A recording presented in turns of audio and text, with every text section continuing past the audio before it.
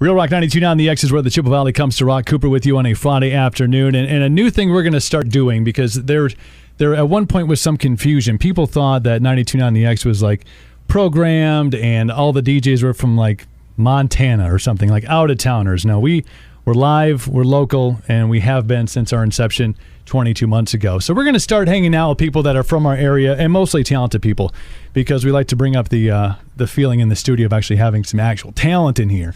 So we have the guys in Frantic Antics, guys and gals from Frantic Antics. I need to be PC about this. In studio, fresh off of their trip up to Northwoods Rock Rally. First off, welcome to the X Studios. Hello. Hi. Glad you guys could make it. And after these shows at Northwoods Rock Rally, I was all over on the Facebook. On all the kids are on the Facebook, and saw not only your guys' pictures of your view of Northwoods Rock Rally, but pictures of others taking pictures of you at Northwoods Rock Rally. And you guys are a band that has really kind of come into your own, and you can kind of see in the live show and when you're out amongst the people, this is what you guys were kind of born and raised to do. There is no doubt about Frantic Antics being a real game changer in this area as far as loud and local music goes. So first off, congratulations on that experience up at Rock Rally. I know you guys have been there before. What was the experience like? I mean, you're up there hanging out with the guys from Wayland. I mean, Chris is hanging out with Candlebox. They're like besties now. They're texting back and forth like, hey man, remember that one time? I did. I messaged Kevin Martin from Candlebox. See? Hey man, thanks. And he's like, yeah, dude. Yeah, you anytime. Did a great job. You're not texting him late at night. Like, hey, are you thinking about you? do insert creepy music here. But no, Northwoods Rock Rally, a great exposure point for you guys. Tell me about being up there and the experience.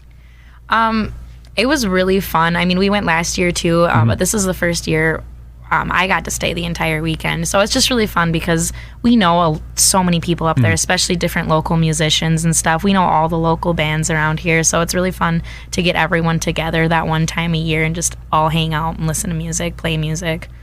I think that's one great thing about you guys is being in that circle of really talented musicians. I think of the Fourth Floor guys like Zach who have kind of cut their teeth on rock and roll since their birth, and you've kind of had a chance. I don't want to say to follow in their footsteps, but to see him from one side of the stage, to see him as a spectator, to see him as a talented musician, and see how they own the stage, how they write music. So great teachers. It sounds like you guys have had since you got together.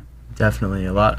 It's hard to remember that when they're on stage, they're being their rock star self, and then everybody thinks of them always as like that person, and you meet them off stage and you get to know them as actual people, and it's like it's a whole different ball game. They're just everybody in Fourth Floor has been just awesome, absolutely awesome, and that's what our song "Light My Way" is about. Is Fourth Floor helping us. Zach bought me my guitar amp that I use now. Awesome. And Zach lives. He lives at my house. Yeah. So what we're saying is they're close. Yes. Yeah, it's a really cloose-knit group. Yes. Yeah. And things like Zach takes pictures of his food and puts it up on Facebook. Yes.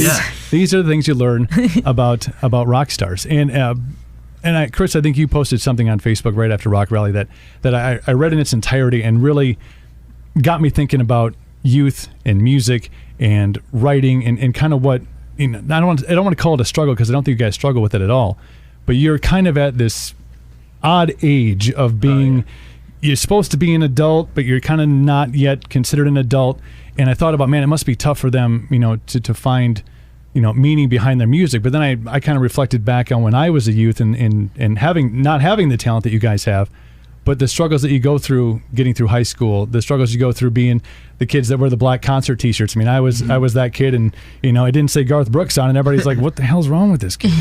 He's got a Guns N' Roses shirt on. I think I had that exact same shirt, though probably a little more vintage than that one. So I mean, you guys have in such an early age found meaning behind the writing of your music and the ability to create sounds that what rock and roll does, and rock and roll has always done, and that's talk to people's emotions, talk to their souls. You're expressing what you're feeling because that there's others out there of any age that can associate with it. So I mean, that's a big step for you as far as a band goes, is that writing process, using your experiences to be able to put out great songs like we're going to hear today. Yeah. I think the age I'm at right now, 19, is like I don't have a lot of life experience, but I mean, I'm getting there. So Yeah. most of the songs right now are a little less serious, I guess. Yeah. They're about chicks. Let's be honest. They're about chicks. That was like, I know. I have to sing songs about chicks. It's okay. If you've been in a relationship with me, or I have had a thing with you, you're probably going to be in a song. You probably are. Take note, ladies. Take note. Like, I would like to have a song written about me. Ding! Light bulb just went off. I'm single, by the way. There we go. Chippewa Valley and beyond. If you're listening on the fancy iPhone app or your Android app, if you need any instruction on how to get that app, just send me a Facebook message, Jim. We'll get it all. Let's talk about that song "Light My Way" that you were referencing now. You guys getting finally a chance to get into the studio and put some things together. Tell me about the experience. The experience was really fun, honestly. It was kind of like a last-minute thing. We found this guy. His name is Will Wall. He's a really cool guy. He's extremely funny and just worked really well with us. And we kind of just like, let's do this. Like, let's just do 3 songs right now. So we went in there, did them all in one night. He started doing the mastering on it, sent us back to us, and we're like, holy crap, this is real. Like, it's weird hearing your songs back to you. I mean, you never really get to hear them. You get to hear maybe a recording of them live, but it's not the same as actually hearing them all put together.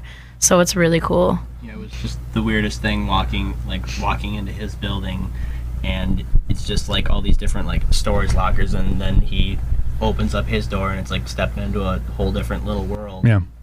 I remember the first time that I got them sent to me and was blown away just by I'd heard some of the. I've obviously seen you live. I've heard some of the raw stuff like you were talking about, Emma, and now hearing everything put together and crisp and clean, and it was. I saw both of you guys. I think Jackson even ran into you at some point, probably at Festival Foods. Name dropped it, picking up M&Ms. And just was so happy for you guys to have the opportunity to finally get together in a studio and put something together, have it out, and mostly because I'm selfish and I wanted it for my radio station to be able to put on the air. I mean, let's be honest. I'm all for you, but let's get this song out to the public. It's called "Light My Way." It's Frantic Antics. They're live in studio. You're hearing it first. 92.9 The X.